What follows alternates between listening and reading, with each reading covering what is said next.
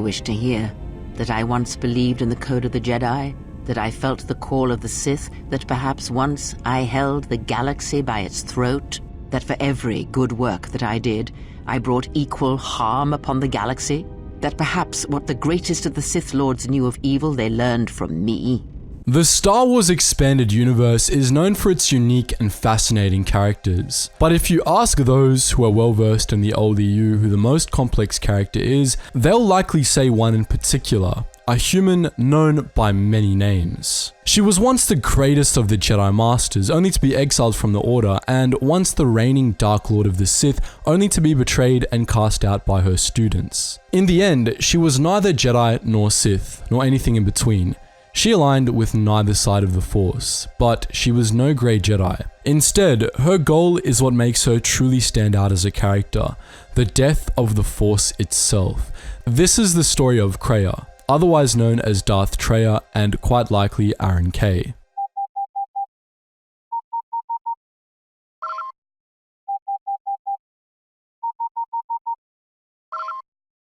Attention, Sergeant on deck!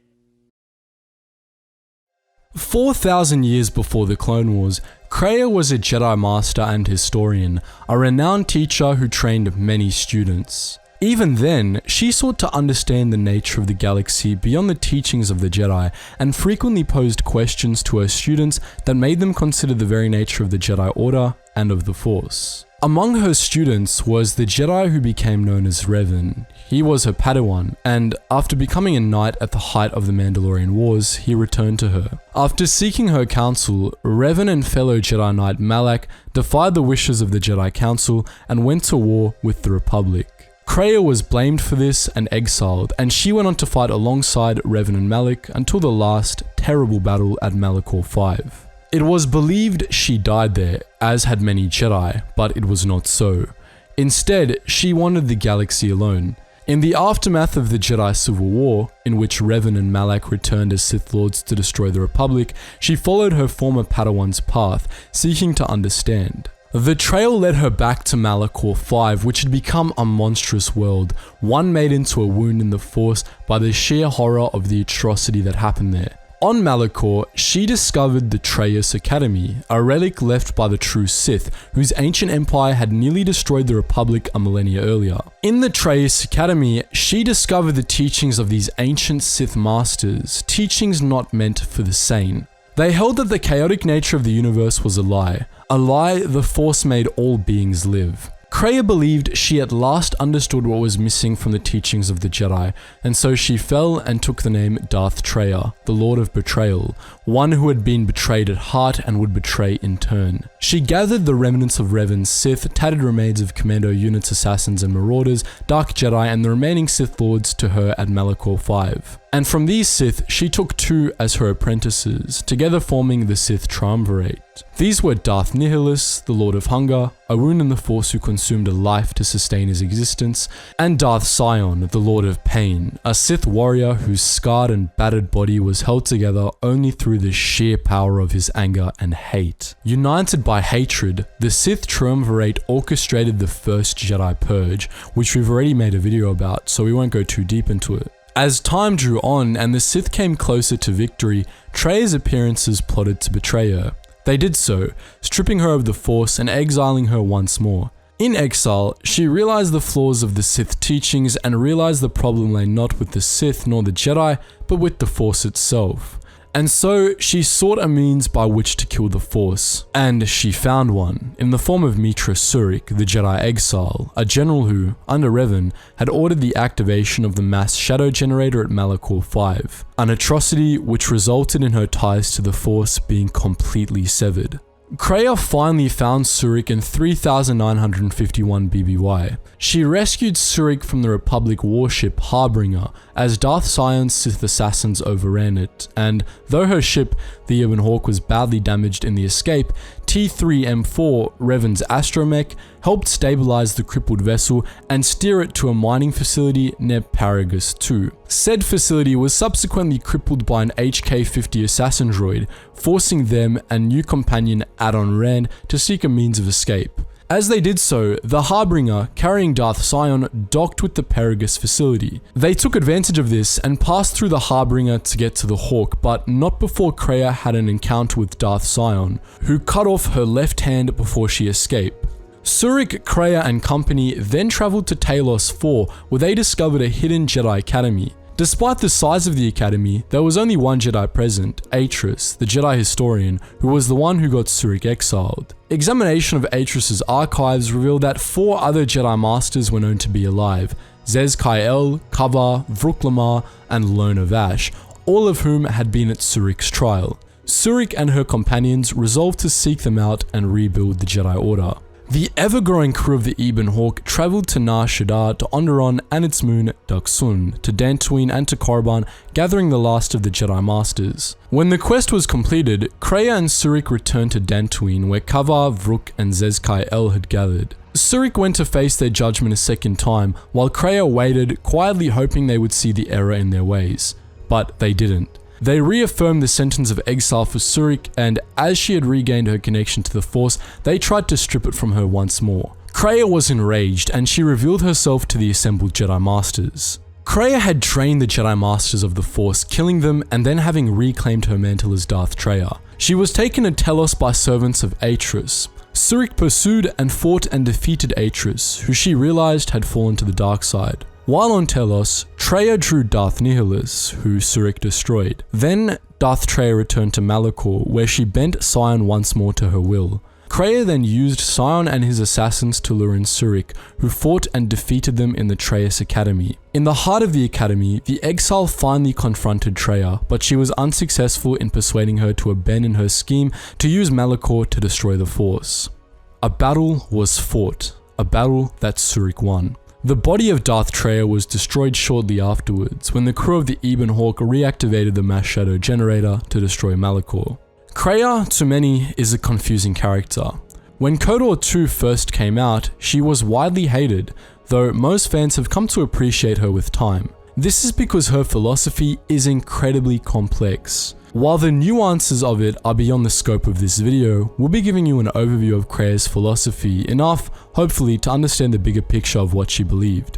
Kreia is frequently considered a Grey Jedi, but this is incorrect, just as it would be to call her a Jedi or a Sith. Kreia is simply Kreia. All labels across the whole spectrum of Force sensitives are equally erroneous because her philosophy was not based around one manner of relationship with the Force, but rather the elimination of that relationship. Kreia hated the Force, and in particular, she hated the will of the Force. It is said that the Force has a will. It has a destiny for us all. I wield it, but it uses us all, and that is abhorrent to me, because I hate the Force. I hate that it seems to have a will, that it would control us to achieve some measure of balance when countless lives are lost. The Star Wars universe is based around the dichotomy between the light and the dark. The balance and the imbalance and the motivations of nearly every Star Wars character line up with this dichotomy. But Kreia, alone in the entire expanded universe, didn't fall along those lines at all. She didn't hate the light nor the dark. She hated the dichotomy itself. Kreia hated the Force because she saw it, firstly, as something that impeded free will and controlled all living beings, and secondly, as something that makes those with the potential for greatness weak. In her view, the Force's striving for balance, its striving to interconnect all and ensure a sort of harmony, stripped all life of free will. It prevented, in her eyes, beings from reaching their full potential. On the surface, this sounds a bit dark-side-ish. This is why, when she realized this in the Trayus Academy on Malachor 5, she became Darth Traya and for a time led the Sith. But her experiences with Sion and Nihilus expanded upon what she learned and showed her the half of the puzzle the true Sith had never seen. For all her hatred of the Force, she came to rely upon it as Darth Traya. When the Force was stripped from her body by Nihilus, she finally realized this, and in living without the Force, she came to realize the other half of what would become her philosophy. Both the Jedi and the Sith believed there was no life without the Force, and Kreia didn't question it when she was part of either order. But having the Force stripped from her finally led her to see that this assumption was an error. When she found Mitra Surik, this was confirmed. There was life without the Force. And it was more than that. The Force weakened those who were sensitive to it. Force sensitives relied on it, so much that when it was stripped from them, even the greatest of them were weakened, akin to being stripped of sight or hearing. And this realization led to another. Force sensitives were stronger without the Force. She saw this in herself. She saw this in Mitra Surik. And this same concept lies at the heart of KOTOR 2. Darth Nihilus and Darth Sion, the game's other Sith Lords, are renowned for their incredible power, especially Nihilus. One uses the Force to eat entire planets, and the other uses the Force to make himself immortal. But the point of the game's story and the point of Krea's teachings is that this power means nothing. Mitra Surik, the one who had given up on the Force, was stronger than they were because she no longer relied upon it. And so, despite not being nearly as overpowered, she was stronger than both Nihilus and Sion because their powers were their weaknesses. Nihilus's method of consuming life fell back on him when he didn't feed, consuming himself until he became more presence than man, and Sion's power was only as great as his will was. The world Krea came to envision was one in which power was determined not by the abilities granted by an all-powerful force, but by the strength of one's mind and will. Krea's ideal world, in a sense, would be our world, at least theoretically. This last realization resulted in Krea's master plan. She helped Surik gather the Jedi Masters not because she wanted to kill them, but because she hoped they would see what she had seen. She hoped that, in looking back on Mitra Surik, they would see life without the Force and give it up. Her hope was in vain, and so she forced them to see it. She drained the Force from them, giving them the choice between the Force and death. All three of them chose death, so she orchestrated events so that Surik would tie up her loose ends for her and then come to Malachor, where she could use the wounds in the Force that Surik and Malachor itself represented to create another, far greater wound. She planned to inflict a wound in the Force so thorough that it would deafen the entire galaxy to the Force. And then she believed the galaxy would be free. So that's the story of Krea, the woman who was among both the greatest of Jedi Masters and the greatest of Sith, and who sought to destroy both orders and the Force itself. But what do you think? Are there elements of Krea's philosophy that remain unclear to you? Let us know in the comments section below.